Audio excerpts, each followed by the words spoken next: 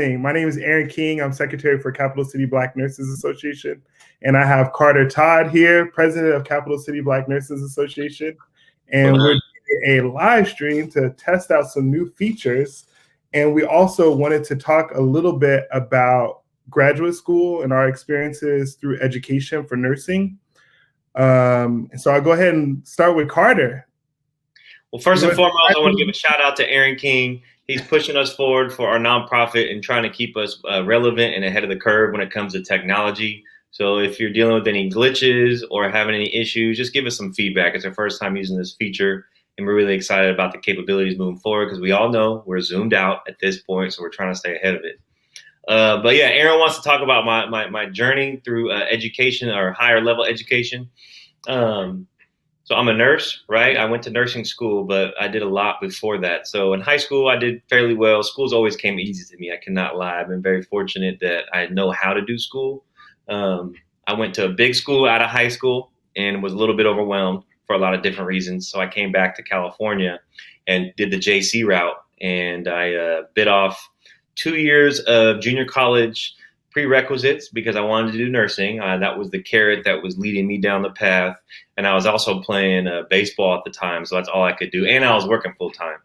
So once my baseball sports career was over, I spent a third year at the JC just cranking out prerequisites, man. I did like the anatomy.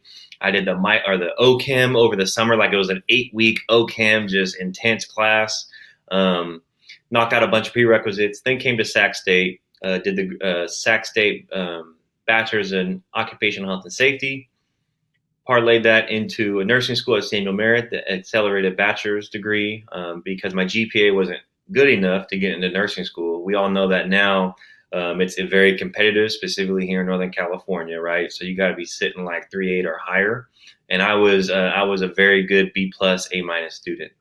Very fortunate though, right? It all worked out, and that's what I try to. Grades matter, obviously, especially when you get into nursing. It does need to be, very strict and regimented. Also, though, we're in a people service, and those soft skills don't show up on a grade report. And I think that's where I've always thrived. So specifically, that's the background. Sorry, that's a long answer, but grad school. So when I started at UC Davis, I always heard that there was an opportunity to go to grad school at Betty R. E. Moore School of Nursing. That's at UC Davis. And I knew that it was a funded opportunity at the time to get a master's degree at a brick and mortar at a University of California institution, which is unheard of, right? And actually, my manager at the time had completed the program the previous year, was still pumped. And anyone who goes through that program or gets access there, they know, you drink the Kool-Aid and you're buzzing for a minute. So she told me I should apply, and I had a good chance. And I didn't think I would. I was a nurse for a year. And like I said, I know how to do school and I am a good student, but I don't ever really get great grades. I think that there's other things more important. But I applied, and I have a pretty decent, overall application. I write well, I have a decent story, and I think my work ethic showed, and I was chosen to get into the program. So what was it? Is it 18 months, that program in grad school? We'll talk more specifically about grad school, but then that's when I did that. So I graduated that program in 2019, and then actually now, so that was brick and mortar, very high regards, very well respected nationally. And then now I'm doing Western Governors University for an online MBA to gain better knowledge on numbers and looking at P&L, spreadsheets, Excel. I know that's a gap in my knowledge. And as I move forward with my career, the nonprofit work, and then just at home, right? Like budgeting and being able to follow the money, it's important. So I'll be finished with that here in the next 2-3 months. I'm not going to shoot myself if I say anything before that. So that's me. Long answer. We're going to keep it nice and quick. So now I'm taking over. I'm going to kick it back to this guy over here. So Aron King, tell us how you got to grad school, man. What did it look like? So yeah, I went through a similar path, like a not very traditional path to nursing school.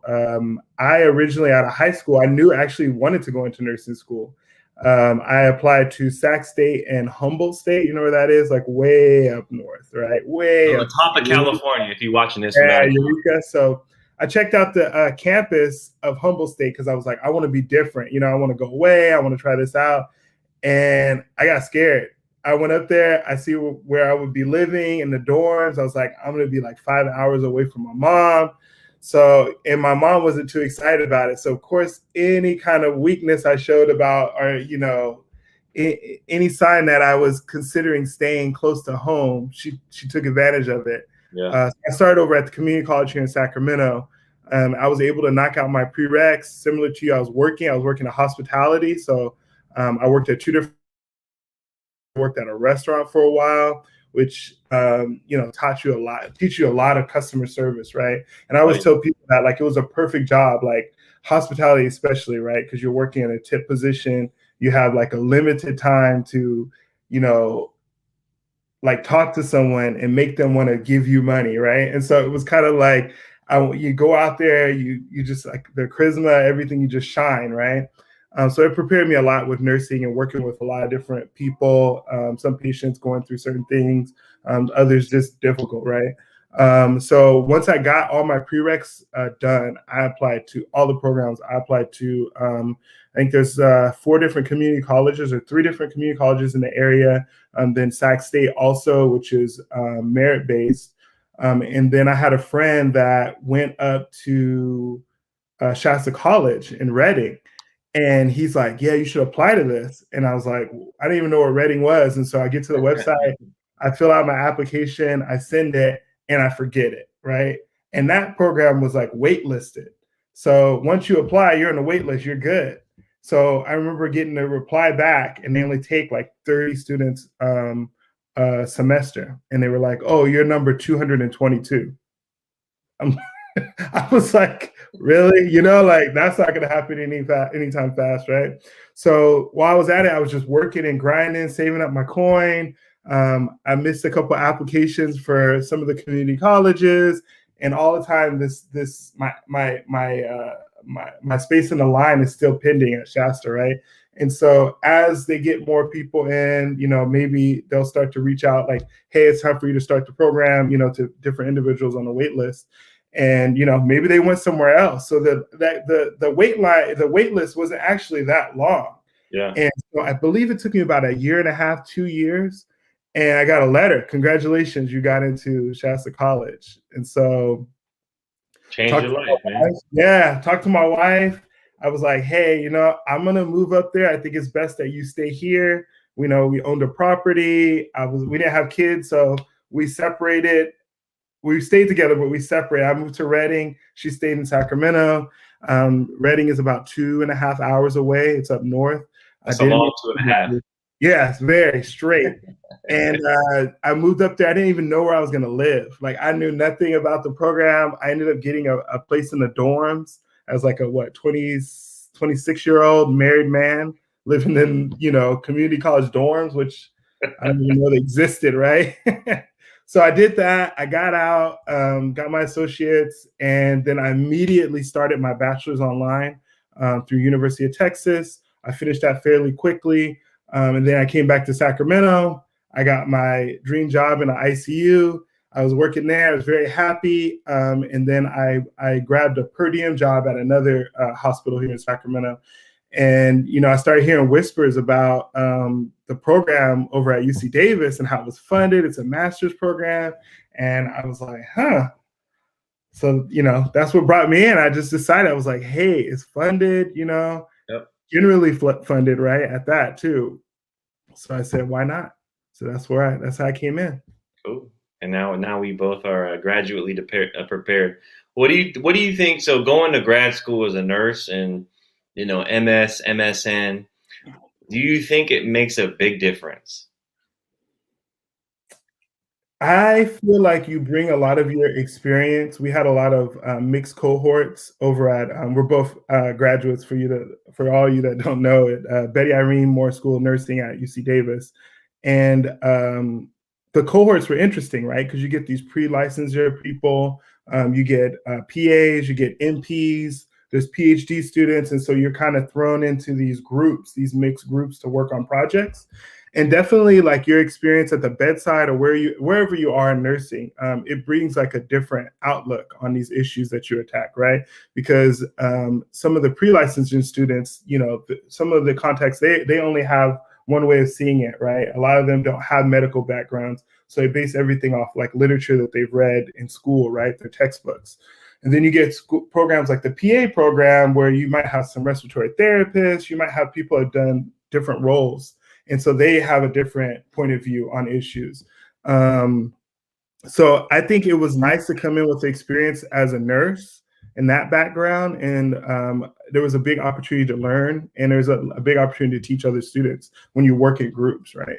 Yeah. Just off your experience. Sylvia just made a comment. She said it does, and leadership concepts are emphasized at master's levels than bachelor's. That's spot on, Sylvia, and I think that's the biggest difference of graduate school, because the content is one thing. Yes, you're learning content, specifically when you're going to get an MSN. You're not going to NP school.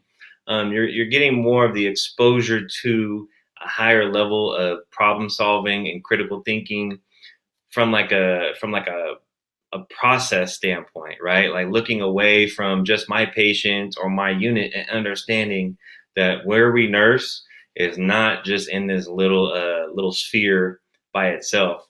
Not even just the hospital, right? Like whatever hospital you're at, we still have to interact with the other EMS systems and what the state regulations and the different rulings that are coming down from a policy standpoint. I think going to grad school, specifically if you go to high level grad schools, it changes the way that the lens of nursing that you look through. And I know for me, it did. That's how we started CCBNA, right? Capital City Black Nurses Association was spawned because I was in an environment where leadership and high level systems thinking was just the norm. And you walk around, and if you surround yourself with people who are thinking a certain way, ultimately that's going to rub off on you. So if you're surrounding yourself with high level PhD folks, or people who are getting their masters, or people who are wanting to just do more and learn more, you're going to then, find yourself having the same kind of mindset. And I think that's what I took away the most from it, man, is changing the way that I see, the abilities that I can be as a nurse, right? Like I tell everyone, I think nursing is the best profession just by itself. I love what we do. I think there's so much that we have the ability to do, and going to grad school just made that funnel even wider, right? Of the opportunities that we have. Yeah, definitely. I feel like going through the experience and starting at the associate's level, you are really trained to function at the bedside, right? And to provide for your patient. And then I feel like at the bachelor's level, you take a step back and you look at your unit and what you could change on your unit. But at the graduate level, it's more about the entire hospital, and then out to the community, and then at the community at whole, right? You start thinking about your state, you start thinking about your country, you start thinking about the world, things that you can change. And so that was definitely a difference, right? I felt like at our associate's level, we spent a lot of clinical time. We didn't really spend a lot on like policy. That wasn't really the focus. And then at the bachelor's level, little bit of management, very little bit, but definitely at the graduate level, it's definitely about like what you can do to impact change for groups, not just one patient. So, that's spot on, man. And when you're talking about that, it makes me think of your thesis. So I heard you recently had some success in your thesis. If you don't want to talk about what it is specifically because you're not published yet or you haven't finished, that's totally okay. But maybe just tell folks what's been opportunities have been given to you by conducting thesis level graduate work at a big institution. So definitely. So working at or going to school at Betty Irene Moore School of Nursing, we have a thesis project, and so my research was focused on. What's a thesis? It's a big research project that you do at school. Some programs at the master's level they have what they call like a capstone. So I think there's like an exit kind of exam. But other universities, they are based on like thesis work. And so you do your own research, whether that is qualitative, which involves, interviews, or quantitative, which is looking at numbers, surveys, things like that. And so my thesis was a quantitative, meaning that it involved a survey. And my focus was on graduate level microaggressions among graduate level nursing students of color. And so I was able to work with a professor, Dr. Kapiri Ackerman Barger. Shout out to her. So I was able to work on her project, and she had a larger project that was on health professions. So she looked at medical school students, nursing students at all levels, and then PA students, NP, all of that. But my sample was only graduate nursing students. Yeah. And so it was master's and PhD, DNP, any doctorate or master's degree. And so it was about 120 total participants that I was able to make a part of my study. But yeah, completing that, I was able to learn the process of research, how to write it up, how to conduct research, how to read research, how to read, right? Because at the beginning, it was like a different language. And then you start going through these literature review, you start looking at what's out there, right? You start looking at articles, you start reading different books, and it's like you just immerse yourself into the literature, into research, and you see how different people do different things, which is super interesting. You see, not only inside the United States, not only in California, but like around the world, people that are doing similar work, and you learn a lot. So I was able, with my work, I was able to submit my abstract, which is a summary of your research, to different conferences. So 2 weeks ago, I was able to present for Sac State, for ZEO, which is for a society, the Honor Society for Nursing. I also recently got accepted over at UC Davis to present there in May at a conference they'll be having. And then national with National Black Nurses Association, which is our national umbrella. I'll be presenting at the conference in Texas, Dallas, Texas. You've been busy, man. Yes. That's incredible. That's incredible. Yeah, definitely. You meet a lot of people, and it's fun. And it's interesting to think that, you may feel kind of like coming into research as a novice, but you spend so much time with the content, you become like the content expert. Yeah. So people start to actually ask you questions. And so it becomes, it's kind of cool. It's kind of a cool experience, Yeah. So, and being involved in that, I've been having opportunities to do some teaching opportunities, to work with different groups at Davis and other places. And so it's been really interesting. Presentation at Samuel Merritt, I believe I did, which was really cool, kind of go back and work with students. So, it's been an awesome opportunity. But, ultimately, it's what you make of it, right? If you're going to put yourself out there in grad school, and these opportunities will come to you sometimes, but other times you have to really put yourself out there. I think with grad school specifically, man, there's a lot of motivation of why to go, right? Some jobs require a master's level degree. Some people enjoy research and want to know, when that article gets posted on Facebook, they want to know how to read it. And other people might just want to check a box. And I know for guys like you and I, we wanted to build on our craft, and I think the whole experience, the people who are the most successful after were the most invested in that process. And brick and mortar, it's going to require you to be invested. Just from my experience, going to two different kind of grad schools, right? Like online versus not online. It's harder to do it online on your own because you miss that environment. You miss that collegial level of expectation.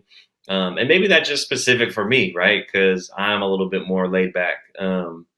But I will say that being there in person, it was tremendously valuable. Yeah, and you build a lot of questions you got, man. We got like 4 minutes left, 5 minutes left. You build a lot of connections, I think. And when we look at because I know a lot of people are like, I don't know if I want to do online, I want to do in person, or I don't know if I'm going to do brick and mortar, I want to do online. I feel like degrees do open a lot of doors, but I think you have to really ask yourself, are you at the door, right? And so if you're at the bedside and you're not really working to do anything to build yourself towards leadership, and you feel like a degree will just get you into leadership, that's not necessarily true. How many nurses work at bedside who have a master's degree or have a graduate degree? Definitely. And so I feel like you really need to start building yourself. It's a total package. And brick and mortar really does help you make those connections. If you're looking at moving up and you're looking for opportunities, online programs are not bad. Some people are literally, their institutions looking for them to go into management, but they need to get a master's or a bachelor's or whatever that is. Then, yeah, go to school, get yours online, knock it out. Like, the opportunity is already there. You just need that degree to unlock the door. Yeah. But if you're still not at the door, you can unlock as many doors you want. You could go all the way up, get your DNP, PhD, whatever you want. But I mean, it doesn't necessarily mean it's going to move you out of the bedside right away if you're not doing that work, right? So and not even just to move, right? Like the networking that takes place. I know people who are doing significantly more after a graduate degree. They're still in the same role when they walked in, but they're doing so much more from a nursing standpoint. That was me. I got a graduate degree and I stayed in my same job. I loved what I did, working in the bedside. Mm-hmm. But then you turn around and you look at all the other things that were popping off on the side, and it was only because of that experience of going to grad school. If I had just stayed in my position and not done it, I would have just, nothing else would have came of that. And I really appreciate that opportunity to push myself to grow in that way, and then everything else will come after that, And as I mentioned, there's a lot of opportunities that open up just being a grad student, right? And I talked about working with some other groups while you're in school, but a lot more people are interested in me as graduate student Aron versus nurse Aron, right? I mean, you'll see that when you graduate. When you graduate, you're not going to be the hot ticket anymore. You're going to be a has-been. Like, walking around my letterman jacket, like, hey guys, I'm class of 1919. You remember that was a good year. Definitely. Talk a little bit about your thesis before we go. I know, you're out and it's had its run, it's run the same process as Aron. I was very fortunate. I did some research in 3 barbershops here in Sacramento, looking at the perception that African American men had about nursing as a career. I always want to try to diversify nursing, get more folks to see that this is a beautiful career and a great opportunity for people. It's very attainable. It's very rewarding. So my thesis was around that and figuring out what those stigmas are and some of the barriers. And just like you, Aron, I went on the tour and I presented at all the local conferences I could, got my abstract out there, got published. And like you will see, I remember Dr. Susan Adams saying, your little thesis, it might not seem like much, but you're throwing a little pebble on a big mound of rocks, a big mound of literature. And yes, it's a little pebble. You're not going to change the world with just your 30 to 40 page thesis, but you are adding to the literature, right? And I will say, like 2 months ago, I got a call from a gentleman in Texas saying he's seen my thesis work and he's been following me ever since. And he has a project and he wants me to help work with him and build it up. And that's from my graduate work 2 years ago. You know what I'm saying? So that little pebble that I threw, it landed exactly where I needed it to land. So I've been very fortunate. And then the practice, right? The exposure of speaking in front of large groups, preparing a presentation, going on trips, and professionally developing yourself as a nurse. I think that's a whole nother skill set that is super duper valuable. Yeah. What's up, Melissa? I see you in there. Thank you. Let me see. Oh, see, her comment could show up right there. You see that? Oh, that's perfect. Melissa's a perfect example. She's been bubbling ever since her program. She was at Betty Irene with me, and she's been doing a tremendous amount of good work. And she's great by herself. It's not like she needs it, the graduate school, but your voice is just gonna get amplified, And I think grad school, it makes more folks pay attention. Yeah, and you start to run into people in these different circles. It's so funny. How many events have we showed up to the same event? We didn't know we were going to be there. That's, hey, Melissa. And I feel like the same is with one of the other members, Nicole Vance. She actually was saying that she's working with a professor over at Yale. Yeah. And she said she had contacted him when she was coming up with her thesis. Yep. And with her topic, and it just like next thing you know, he's tapping on her because she has the newest data. Yeah. And so now she's like, yeah, I'm being asked to present, for this other professor from Yale. And I'm like, wow. Killing it. You know what I mean? So that's great. All right, man. Hey, this streaming platform, I feel like it went pretty smooth. There was no glitches. If anyone wants to hit us up after and give us any feedback, if you enjoyed this StreamYard platform, we're looking to do some big projects this coming June, and maybe our scholarship through this. So we'd love the feedback. We have the ability. We're going to be building out. Can I tell folks about the podcast, or is that just want to keep that on the side? Go for it. Go for it. We're going to be launching a podcast via our Capital City Black Nurses YouTube, and this is part of that kind of iteration to get better at streaming and making sure that we can reach as many people as possible. That's really the goal. We have members in our chapter who are super great, and their voices, we just want to help amplify them and get them on their journey as well. And this is part of that. So thank y'all for coming tonight or for paying attention for a hot minute. And we look forward to hearing from y'all next. Any last words, Aron? No, just feedback will be great. Share the video.